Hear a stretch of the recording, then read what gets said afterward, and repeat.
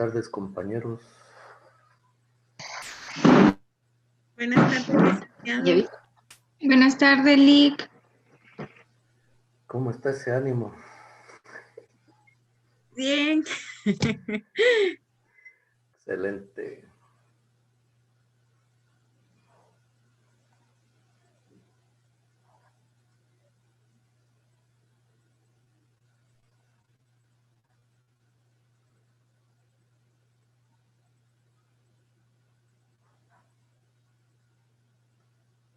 Ojalá, no les iba a mandar notas porque los que ya ganaron, saber si van a seguir entrando a clases, pero si quieren sacar buena nota, tienen que seguir escuchando las clases.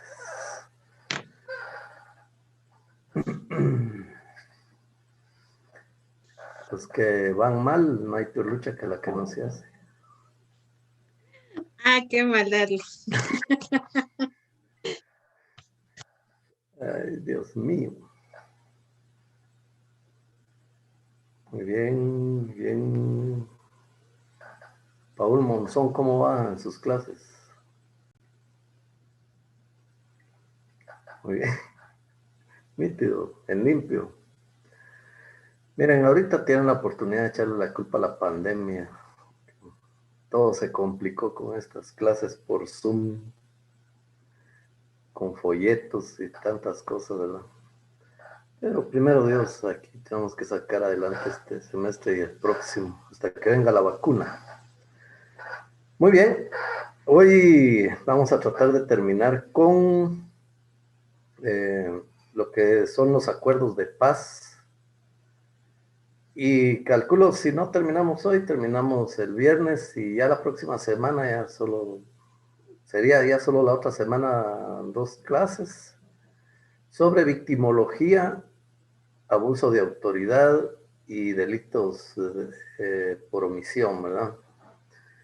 Que eso ya lo dominan ustedes en derecho penal, pero nosotros le vamos a dar un sesgo de derechos humanos.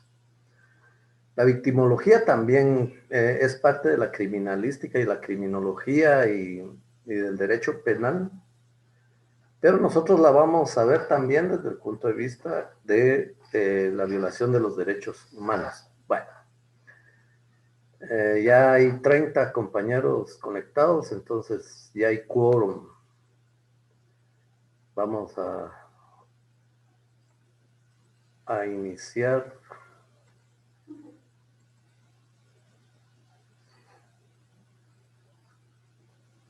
Con la presentación, muy bien. Nos quedamos con los derechos de la mujer indígena.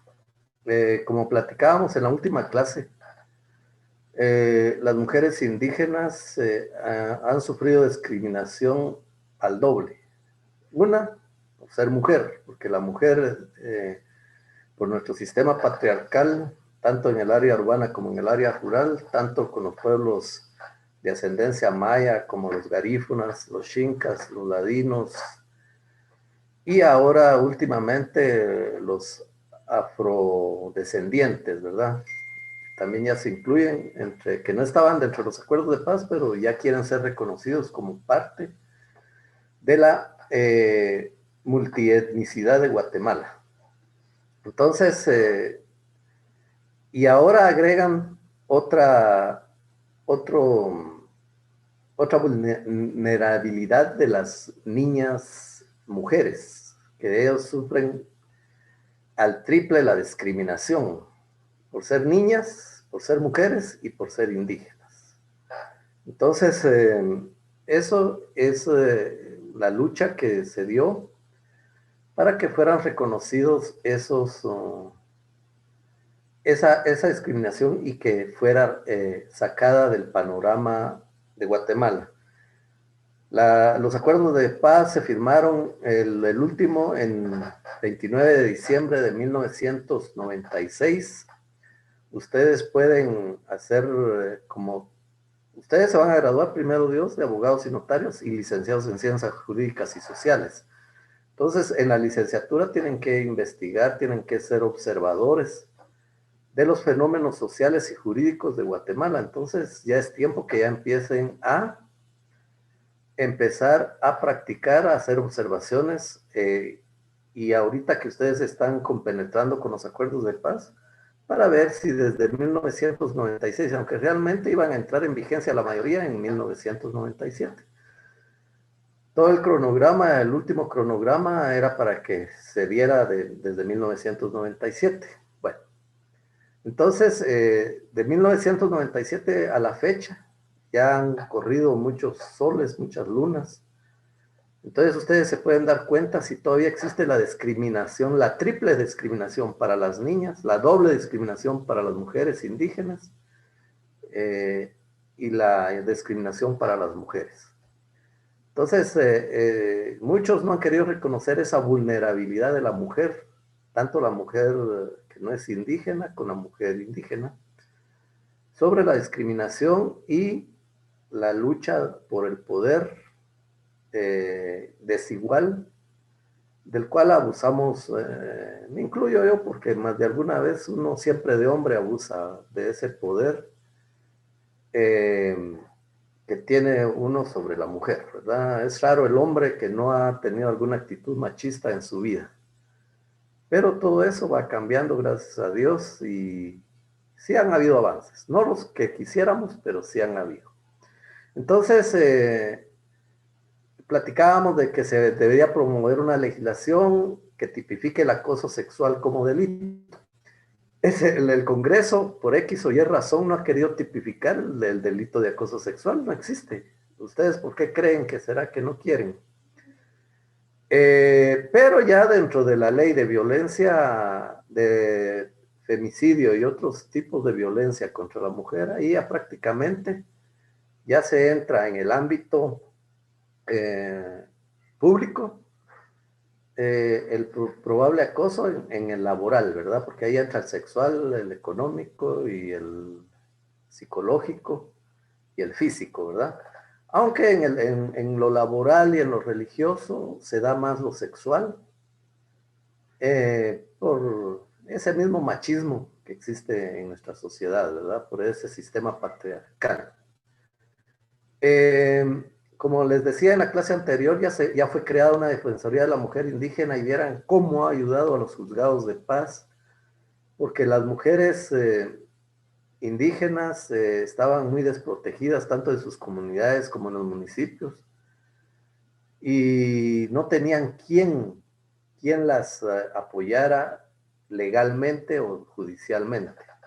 Ahora ya, gracias a Dios, la Defensoría de la Mujer y otras ONGs le han ayudado mucho a la mujer, no solo indígena, sino a la mujer en general, que siempre estuvo muy desprotegida en asuntos de violencia contra la mujer, en abusos de alimentos, porque como uno de los fenómenos aquí en Guatemala es de que muchos hombres solo les gusta embarazar, pero no hacerse cargo del producto del embarazo. Ustedes me entenderán, ¿verdad? Entonces, en principio, cuando no existía la prueba de ADN, muchos hombres se salieron con la suya, no reconocieron o no pudieron ser obligados a reconocer a los hijos procreados en un momento de locura. Entonces, en cambio ahora con el ADN no hay pierde. Hoy sí, sin embargo, los hombres siguen con esa práctica de embarazar y no reconocer. Entonces, en años anteriores quedaba eso impune, si se le puede llamar impune, porque no es penal, es familiar, porque no habían abogados que les trabajaran gratis y que asesoraran a las mujeres en ese sentido. Pues la mujer indígena tiene la Defensoría de la Mujer Indígena, ahí les dan asesoría. Las mujeres que no son indígenas pueden acudir a algunas ONGs como a SOGEN. Aquí en Chimaltenango estamos hablando, ¿verdad? SOGEN ha ayudado también a muchas mujeres. Todo esto de la pandemia vino a trastornar todo y se ha complicado mucho también para la mujer en ese sentido. Aquí en rojo, en la diapositiva, les puse yo otro de los acuerdos de paz sobre los derechos de la mujer indígena, es promover la divulgación y fiel cumplimiento de la Convención sobre la eliminación de todas las formas de discriminación contra la mujer. Sus siglas en inglés es CEDAW, con W al final. Fíjense que esta convención fue ratificada en el tiempo de Ríos Montt, cuando Ríos Montt dio el golpe de Estado y él estaba como jefe de Estado. Fue ratificada por Guatemala y suscrita por Guatemala en 1982. Y esta es la que le da vida, esta convención, y la convención Belém do Pará, o Belém do Pará, no hablo portugués, es lo que le da vida en 1998 a la ley de violencia intrafamiliar. Pero esta ley de violencia intrafamiliar no era muy efectiva para proteger a la mujer en contra de la violencia, de las 4 clases de violencia que conocemos. Y es hasta en el 2008 que ya nace a la vida jurídica entre inconstitucionalidades y protesta de los hombres, la ley de femicidio y otras formas de violencia contra la mujer.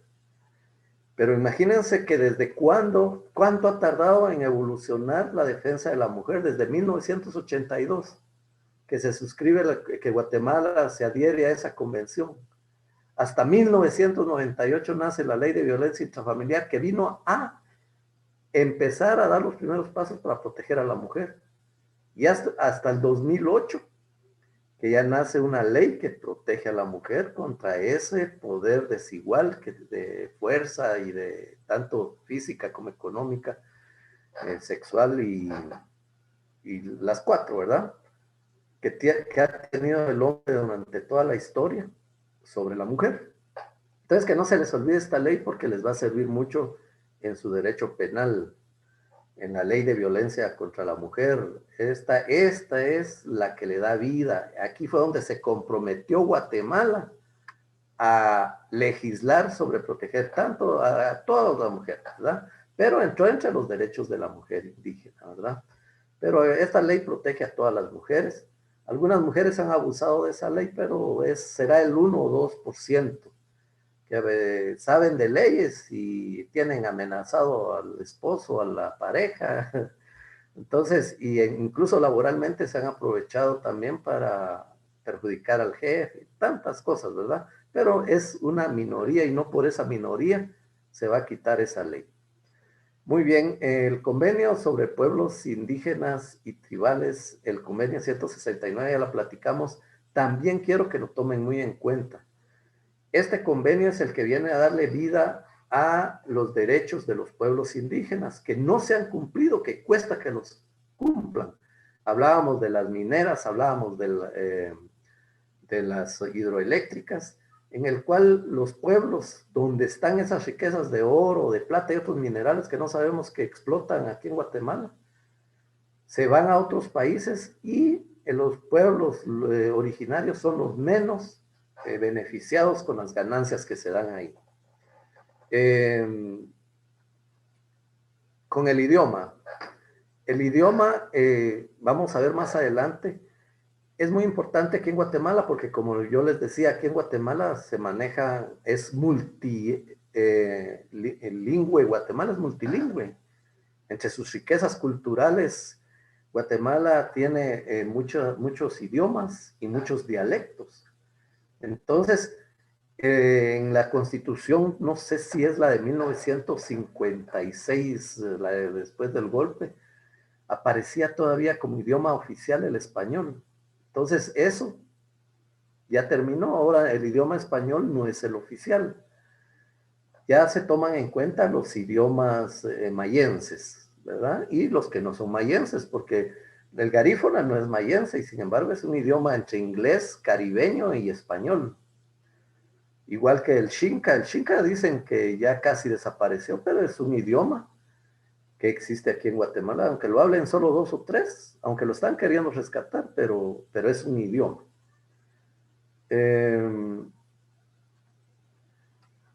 Aquí también vamos a ver algo muy importante, como es las toponimias.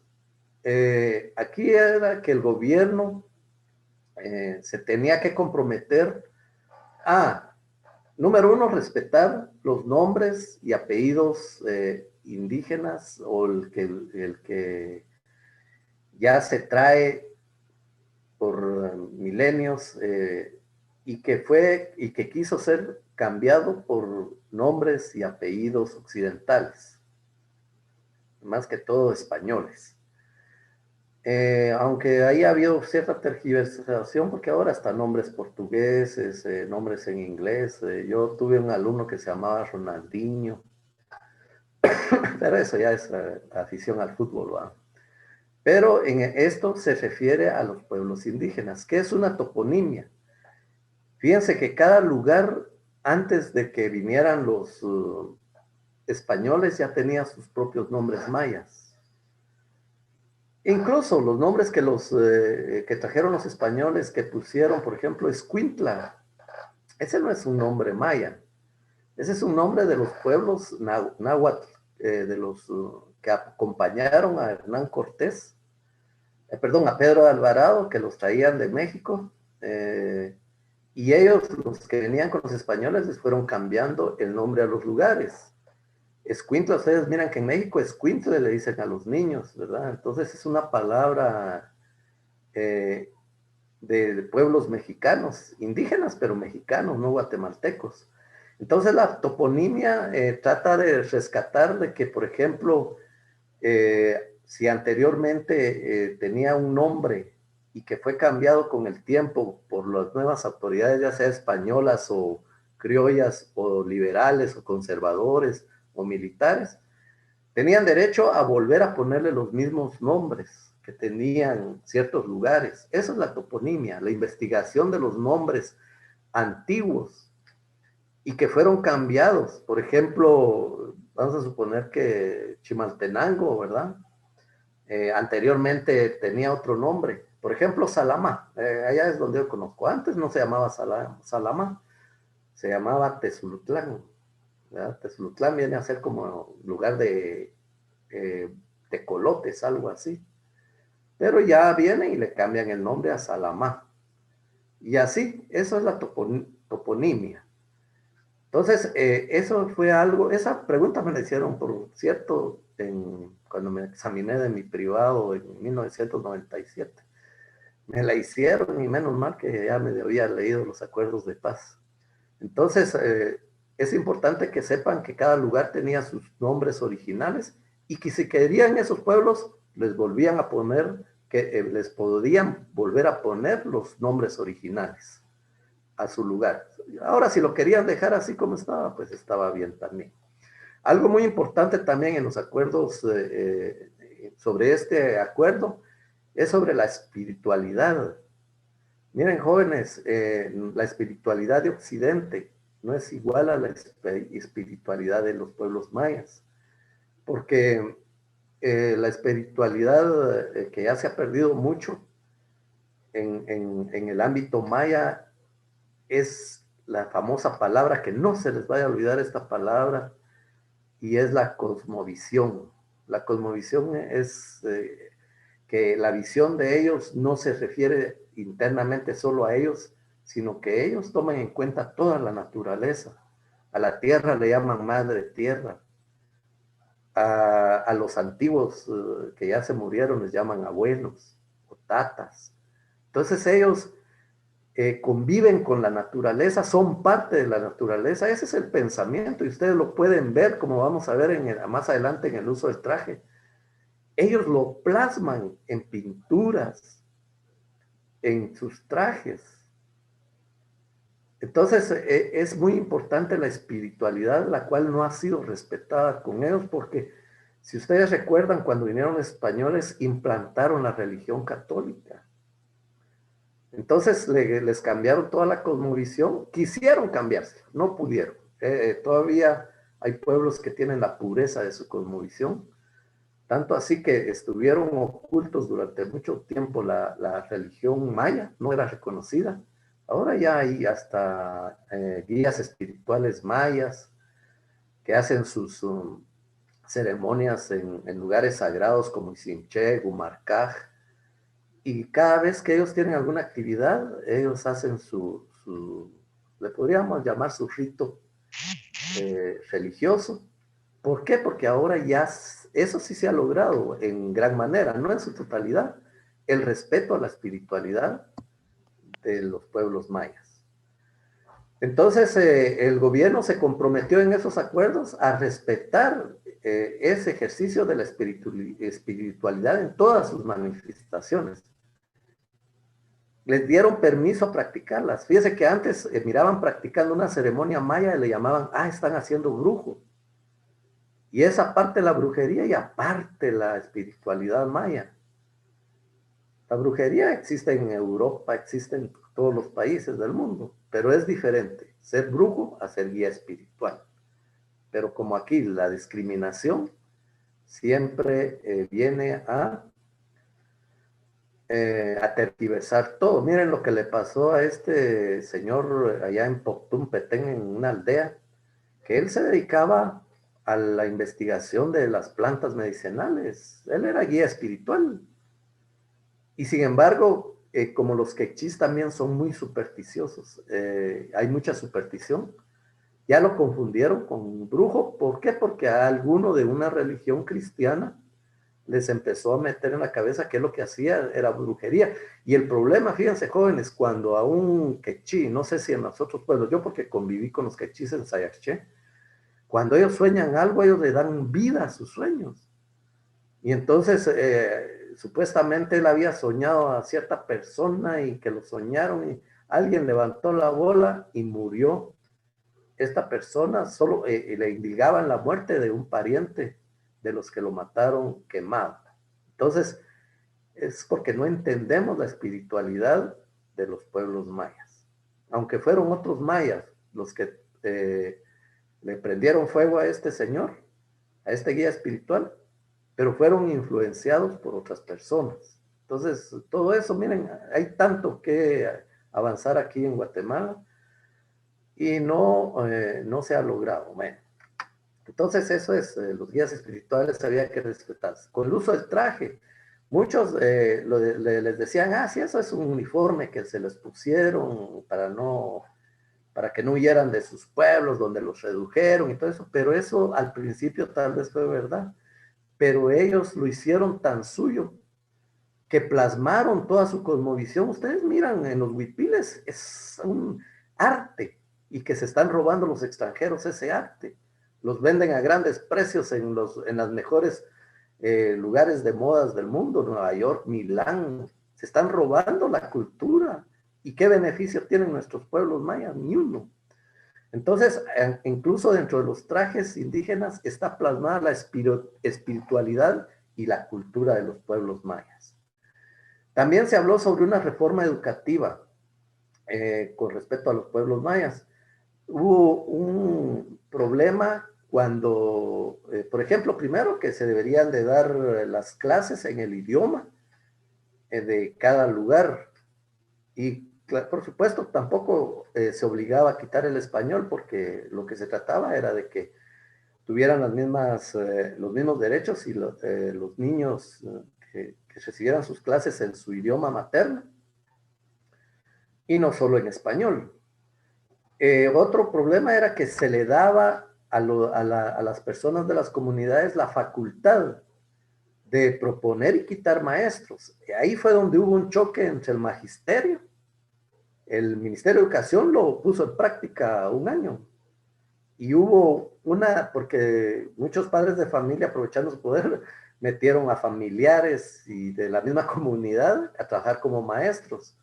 Y maestros que ya tenían 10, 15 años de estar en la comunidad, tuvieron que ser trasladados y sacados. Entonces ahorita no sé cómo está, pero parece que ya les restringieron ese poder a los padres de familia, porque como siempre, ¿verdad? Hay gente que se aprovecha para lograr beneficios propios. Con respecto a las autoridades indígenas, aquí es donde vamos a terminar el día de hoy, porque ya nos falta poco. El viernes, sí, primero Dios, terminamos. Esto es muy importante, jóvenes, porque el que le da cohesión a todas las comunidades indígenas son sus autoridades. ¿Qué es la cohesión? Son esos lazos que existen como comunidad. Yo pertenezco a esta comunidad y el que mantiene esa cohesión son las autoridades indígenas. La mayoría de autoridades indígenas en nuestras comunidades fueron impuestas en el tiempo de la colonia. Por ejemplo, alcalde auxiliar no era una autoridad anterior. Por supuesto, por ejemplo, en Santiago Atitlán sí existen autoridades legítimas, autoridades ancestrales, el cabecera del pueblo. Esa es una figura que solo existe en Santiago Atitlán.